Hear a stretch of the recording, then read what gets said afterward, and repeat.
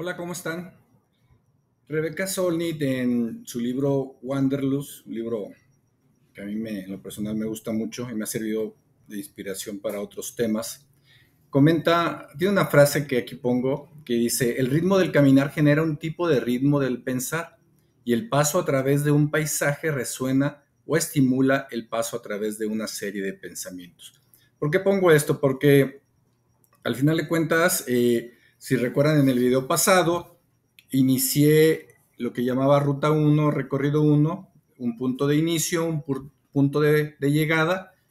Iba a ser varios stops, varias pausas en el camino para ir viendo ciertos temas que nos iban preparando para el culmen, ¿no? Para hacia donde quería llegar en ese recorrido. Bueno, entonces, pero sin embargo, en este caminar por estos paisajes de este recorrido, pues los pasos, el pensamiento se unifican de alguna forma, encuentran el mismo ritmo y surgen, ¿no? Es inevitable que surjan otros pensamientos que parecieran sueltos, pero al final de cuentas van a aportar a este recorrido. La idea es que el recorrido se disfrute y entonces pues van a surgir muchas cosas durante y no pienso, la verdad, detenerlos o limitarlos. Si surgen, pues los compartiré aquí con ustedes.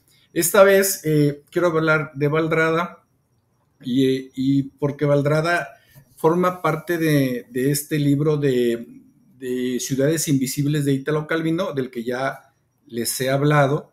Se usa mucho en la pastoral urbana cuando se habla de territorios culturales o estas ciudades que habitan al mismo tiempo sobre un mismo territorio físico.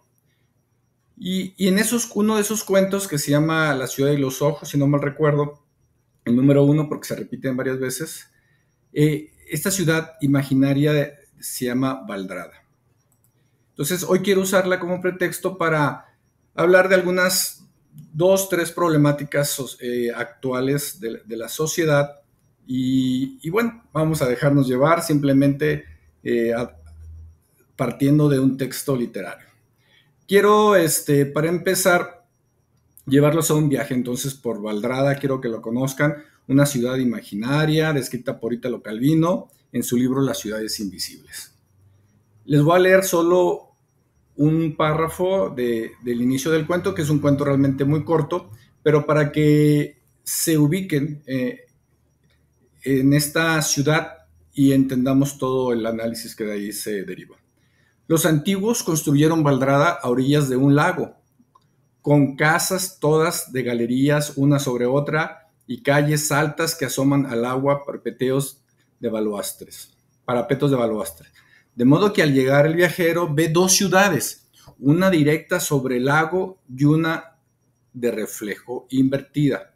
No existe o sucede nada en una Valdrada que la otra Valdrada no repita, porque la ciudad fue construida de manera que cada uno de sus puntos se refleje en su espejo, y la Valdrada del agua abajo contiene no solo todas las canaladuras o relieves de las fachadas que se elevan sobre el lago, sino también el interior de las habitaciones con sus techos y sus pavimentos, las perspectivas de sus corredores, los espejos de sus armarios. Voy a poner nuevamente la imagen con la que inicié este video. Déjenme, la pongo, ahí se puede ver, ahí está. Es como yo me imagino que es Valdrada, podría ser como lo vería Italo Calvino, a diferencia de que en ese reflejo que está aquí, en el que solo se ven las fachadas, las ventanas, las luces, en Valdrada el reflejo también mostraba el interior de esas casas y las actividades de alguna forma de sus habitantes. Es importante destacarlo porque eso va a dar pues pie a todo el análisis que a continuación les presento. Muy bien. Quiero partir, básicamente hago este análisis desde dos citas que tomo, dos citas nada más, y de ahí nos vamos a desplegar, ¿va?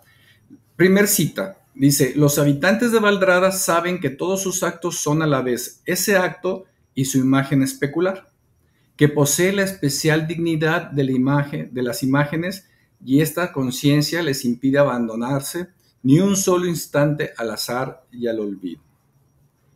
Bueno, pues entonces imaginen esto, ¿no? En Valdrada, cada vez que alguien hace algo, ese acto no se queda solo en el instante, sino que se duplica, se refleja como si tuviera una imagen gemela, que no se pierde nunca. Y esto me recuerda mucho a este concepto, que aunque lo vamos a ver en la siguiente cita de manera indirecta, a este concepto del eterno retorno de Nietzsche.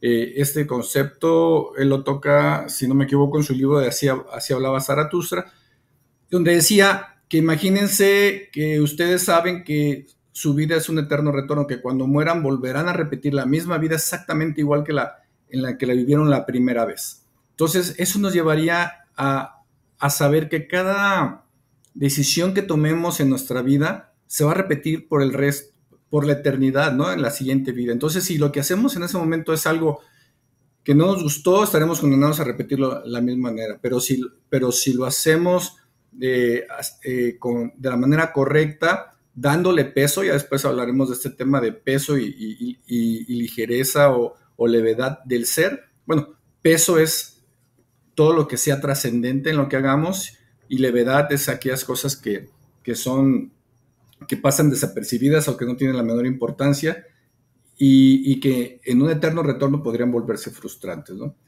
Entonces,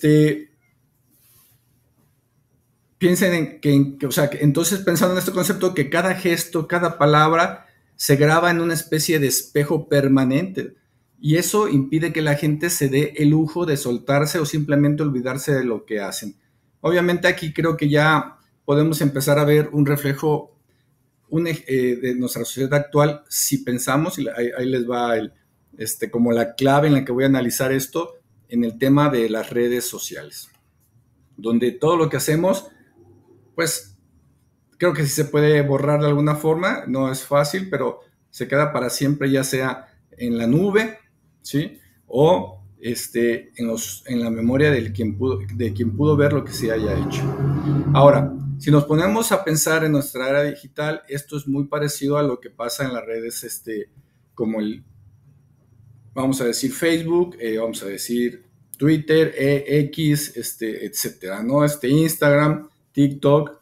Estamos todo el tiempo sabiendo que alguien está viendo, comentando y evaluando. Y es justamente lo que Guy Debord, otro escritor, en el que yo estoy basando todos este análisis en algunos escritores, Guy Debord, estoy pensando también en Bauman, estoy pensando en Nietzsche, como ya lo comenté, también en otro autor literario que es ahorita se los comento, y en un filósofo como Byung-Chul Han, ¿sí? Entonces, son autores que usé para esta reflexión. Les decía, Debord escribe un libro que se llama La sociedad del espectáculo, buenísima, creo que aplica perfectamente a lo que vamos a ver hoy. Y él nos decía sobre la sociedad que vive de esta forma de espectáculo como que la vida se ha vuelto un show, ¿no? En el que lo que importa es ser visto. Y esto lo sumamos constantemente, a esto le sumamos esta sensación de ser vigilados, como decía Bauman en su libro de La modernidad líquida, ¿no? Con su idea de que todo se registre y la gente termina controlándose a sí misma. ¿Por qué? Imagínense, si tú, lo que decía ahorita, si tú lo que estás haciendo, por ejemplo, yo ahorita que estoy grabando este video, con un fin, yo espero, trascendente, ¿no? Importante, pero hay gente que lo único que está buscando es hacer videos, TikToks, para que más gente lo vea. Incluso hay youtubers, etcétera, que incluso son capaces de hacer cosas en contra yo digo, de su dignidad, sí, con tal de poder monetizar. Entonces, y nos exponemos tanto, o sea, mostramos todo lo que hacemos que al final de cuentas estamos siendo vigilados todo el tiempo, el gran Big Brother, ¿no? Pero ya un Big Brother que no lo hace un gobierno o una agencia de espionaje, sino que toda la sociedad en sí está envuelta en este gran espectáculo. Byung-Chul Han, este filósofo coreano-alemán que les comentaba que también nos habla, ¿no? de la hiperconectividad, de la transparencia en uno de sus libros, que esa transparencia pues es total, que en vez de vivir terminamos actuando para cumplir con una imagen perfecta. Hay gente que yo conozco, yo que a todos nos ha pasado, que en la vida real, o sea, lo ves, sabes cómo es físicamente, pero que cuando ellos suben una foto a una red social, pues meten todo este tema de los filtros, ¿no? Que se usan tanto ahora y que tú dices, esa no es la persona que yo conozco, ¿no? Y lo peor es que las personas que hacen esto incluso acaban por convertirse en esa persona que desean ser, porque así quisieran verse, porque así quisiera que la gente los recordara y dejan de ser quienes son en la realidad. Pues entonces, Valdrada y por extensión nuestra vida diaria en el mundo digital, la imagen se vuelve tan importante que ya no podemos simplemente ser nosotros mismos. Cada acción se ve forzada a encajar en este molde, ¿no? En esta especie de performance que honestamente pues nos quita la posibilidad de ser espontáneos y auténticos. No sé, ¿no les pasa a ustedes que a veces sienten que se están mostrando más para la audiencia que por ustedes mismos? Dejan de ser esa persona que realmente son porque les importa el qué dirán, ¿no? Imagínense, así como lo hacían ahí en Valdrada, ¿no? Si ustedes leen el cuento, que es un cuento que no es largo, se los invito a que lo vean, cada movimiento que hacían los habitantes dentro de sus casas, como sabían que eran observados, eran movimientos coreografiados, medidos, cuidados, porque sabían que así iban a ser recordados. Esto parecería así como algo pues, de ciencia ficción, pero realmente no es así. Realmente pasa eso, ¿no? Y llegamos a volvernos lo que los demás quieren que seamos. Muy bien. Ese es en este tema de la cita 1, ¿no? Entonces aquí como que fuimos muy hacia el tema de los efectos que está teniendo nuestra realidad, los medios sociales al controlarnos y de alguna forma nosotros mismos autocontrolarnos, autocensurarnos, porque queremos mostrar una imagen perfecta de nosotros, que es como queremos que nos recuerden, ¿no? Pensando en el eterno retorno, pero que nos hace, al final de cuentas, nos acaba esclavizando de esa sociedad show, ¿no? Esa sociedad del espectáculo. Vamos a la siguiente cita. La siguiente cita nos dice, el espejo acrecienta unas veces el valor de las cosas, otras lo niega. No solo lo que parece valer fuera del espejo resiste cuando se... No todo lo que parece valer fuera del espejo resiste cuando se refleja. Muy bien. En esta segunda cita, voy a pensar ahora en cómo el valor de nuestras acciones puede cambiar radicalmente al ser reflejado. Miren, si todo lo que vivimos se evalúa solo por su imagen, se vuelve muy fácil perder el sentido profundo de las cosas. Aquí es donde entra pues en juego el tema de los rituales, que es el que me interesa tocar en este segundo, analizar con esta segunda cita.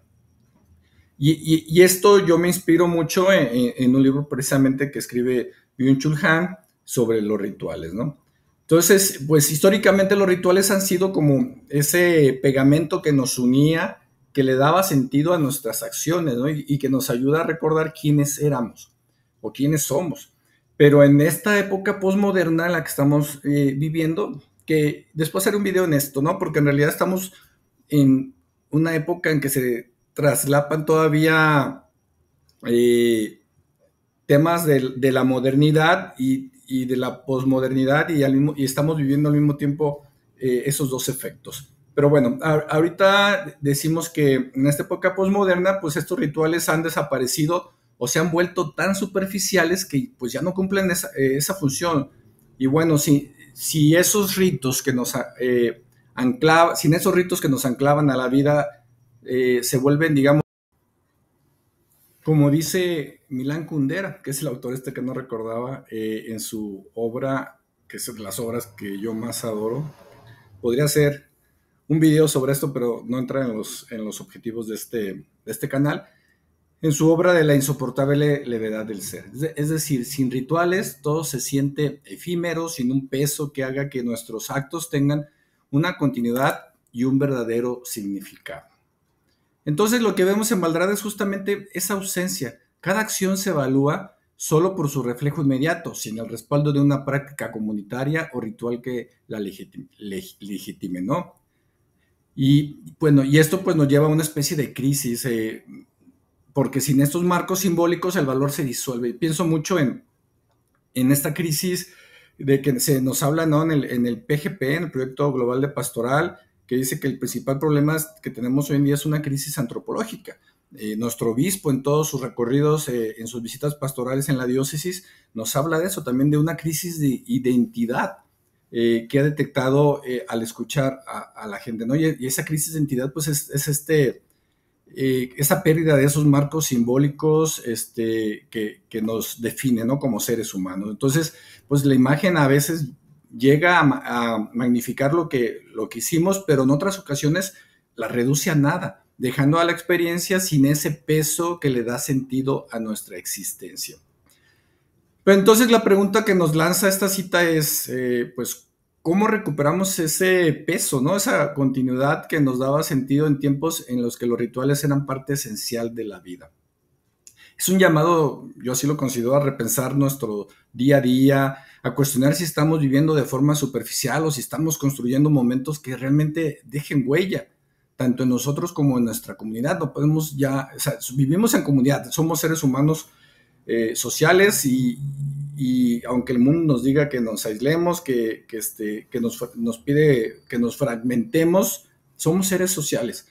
Y porque al final sin este peso todo se desvanece en la fugacidad de lo que pues solo se ve pero no se siente. La, un ejemplo de peso y levedad del ser, o sea, por ejemplo, la caridad, ¿no? O sea, ser personas de caridad en la vida, de amar como Dios ama, da peso a nuestra existencia, aunque a veces nos duela, pero eso es lo que le da sentido. Y si pasamos simplemente sin importarnos el hermano necesitado, eh, por llevárnosla leve, tranquila, nuestra vida pierde sentido. Y en este escenario del eterno retorno, imagínense, ¿no? Estaremos condenados a vivir eso para siempre. Pues aunque fue corta la presentación, quiero hacer alguna especie como de conclusión. Y porque las ciudades contemporáneas, como Valdrada, pues son espacios donde la imagen domina sobre la experiencia. Es una realidad. La vigilancia también que reemplaza a la comunidad y la fragmentación dificulta pues la construcción de vínculos sólidos. Entonces sería como, primero, como resumen tres problemáticas actuales, ¿no? La imagen dominando sobre la experiencia, la vigilancia reemplazando a la comunidad y la fragmentación dificultando la construcción de vínculos sólidos. Piensen en sus parroquias, pensemos en pequeñas comunidades, porque cada vez es más difícil formar pequeñas comunidades o que permanezcan, ¿no? Yo creo que son temas totalmente de actualidad. Otro, la hiperexposición, las relaciones líquidas y la desaparición de los rituales. Todo esto ha provocado una crisis de sentido y de pertenencia. Entonces, es importante conocer esto, claro. O sea, nosotros como agentes de pastoral tenemos que conocer estos fenómenos sociales actuales, posmodernos, porque es con lo que nos estamos enfrentando y más si queremos trabajar con los jóvenes. Todavía los adultos tenemos este sesgo de la modernidad todavía, ¿no? Pero los jóvenes pues están totalmente envueltos, sumergidos en este tema, en estos temas posmodernos.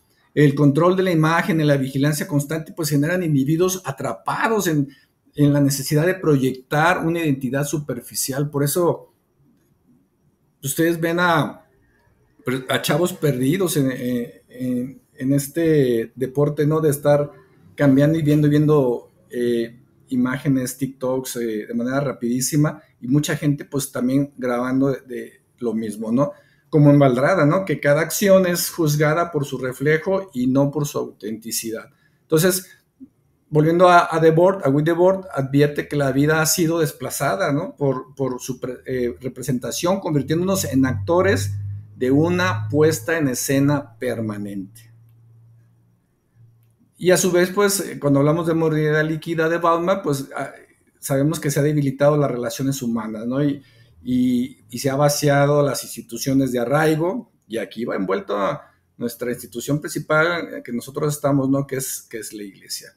Entonces los rituales que antes daban continuidad y sentido, pues han sido simplemente sustituidos por interacciones efímeras. Así la existencia se ha vuelto leve y fugaz, perdiendo todo su peso y trascendencia, como lo plantea Milan Kundera. Y aquí aprovecho entonces ya para cerrar y ir introduciendo este tema de parroquia heterotópica, un tema que a mí me gusta mucho, sobre el que yo he escrito, y no lo ofrezco como un concepto nuevo, no, nada más lejos de la realidad. Simplemente que yo uso un concepto de heterotopía, que ahorita lo explico, que usa este filósofo Michel Foucault, ¿sí? Y explicando que estos espacios heterotópicos, ¿sí? Que existen dentro de la sociedad, pero van en contra de la lógica, ¿no? O sea, son como espacios o lugares que van en contra de la lógica de lo que la sociedad dicta, de lo que la sociedad dice o pide de ti. Por eso creo que ahora, a diferencia de la época de la cristiandad, las parroquias tienen que ser estos lugares de resistencia a los que la sociedad nos está pidiendo. Por eso es que yo manejo este concepto que me gusta mucho de parroquia heterotópica. Entonces, pues ante esta crisis de sentido en la modernidad y posmodernidad, pues yo lo que propongo es pues, estos espacios, estas parroquias, como un espacio que desafíe la lógica del espectáculo, la liquidez de los vínculos y la desaparición de los rituales, ¿no? Que es lo que hoy he tocado. Ya para terminar, rápidamente, ¿no? Resistencia a la lógica de la imagen y la vigilancia. ¿A qué me refiero? Pues que la parroquia debe ser un espacio donde las personas puedan experimentar fe sin la presión de autoexposición ni de la mirada que juzga. Un lugar donde pues, la autenticidad sea posible, donde la vida no se reduzca a una imagen, ¿no? Proyectada, sino a una experiencia comunitaria real. Pasar de esa imagen virtual a una experiencia real. Es fuerte, ¿no? También, ¿qué propongo? Una respuesta ante todos estos temas que plantea la modernidad líquida, ¿no? De Bauman. Entonces, frente a esta fragilidad de las relaciones humanas, pues la parroquia debe recuperar su papel como un espacio de encuentro, un espacio de arraigo, de diálogo. Debe reconstruir la comunidad en una sociedad donde todo es fugaz y transitorio.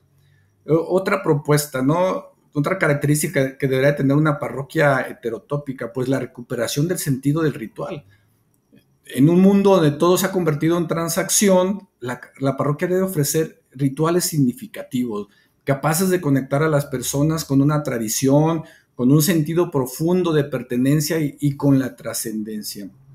Otra característica que yo propongo de una parroquia heterotópica es la generación de un nuevo tejido social, o la sanación, ¿no? Pueden verlo así si quieren de esta manera. Más allá de ser solo un lugar, ¿no? de culto, la parroquia heterotópica debe configurarse como un espacio donde se tejen nuevas relaciones. Y aquí entra un tema que después tocaremos también de los sociolugares, ¿no? Que es algo que en pastoral urbana se busca mucho. Donde se crea una cultura de la acogida, del cuidado, del encuentro profundo con el otro, ¿no? Entonces, como en conclusión, pues la parroquia heterotópica no es solo una alternativa pastoral, sino una necesidad de un mundo que ha perdido sus referentes comunitarios y su capacidad de generar sentido profundo. Frente a una sociedad atrapada en el reflejo de Valdrada, tomando ya para cerrar, ¿no? Como arrancamos, pues necesitamos construir espacios donde la imagen no sea lo central, sino la comunión, sino la trascendencia, sino la experiencia real del encuentro. Muy bien, pues así concluye este pequeño video. Espero que haya sido de su interés, que ilumine un poco. Y realmente estos videos pequeños que voy a estar grabando van a ser como apoyos hacia los recorridos, y no solo un recorrido, sino a los recorridos que espero en Dios me permita hacer después. Ahorita estamos en el uno. Si ustedes entran al canal, al cual yo les invito, aprovecho la oportunidad para pedirles que se suscriban, que sigan que estén atentos a los videos, que los vean completos. Yo cuando veo, me da gusto ver que mucha gente, bueno, mucha gente para mis expectativas, obviamente, mucha gente pues los ve, pero cuando ya veo los tiempos, porque YouTube te da ese tema, ¿no? ¿Y cuánto tiempo los han visto? Pues no los están viendo completos. Me gustaría realmente que estos videos sirvieran para algo, o sea, para realmente mi objetivo, que es la formación de los agentes de pastoral. Entonces eso implicaría pues que los vieran completos. Esa es la invitación que quiero dejarles. También por aquí les voy a dejar el link para el video 1, con el que iniciamos el recorrido 1, la ruta 1, para que si no lo han visto, pues lo vean. Y como siempre, pues los invito a que nos sigamos preparando como agentes de pastoral, que estemos listos para responder a los retos nuevos que la modernidad y la posmodernidad nos están presentando, y a los cuales debemos responder, y en los cuales debemos saber planear y ejecutar buenos planes parroquiales de pastoral. Muchas gracias y que Dios los bendiga.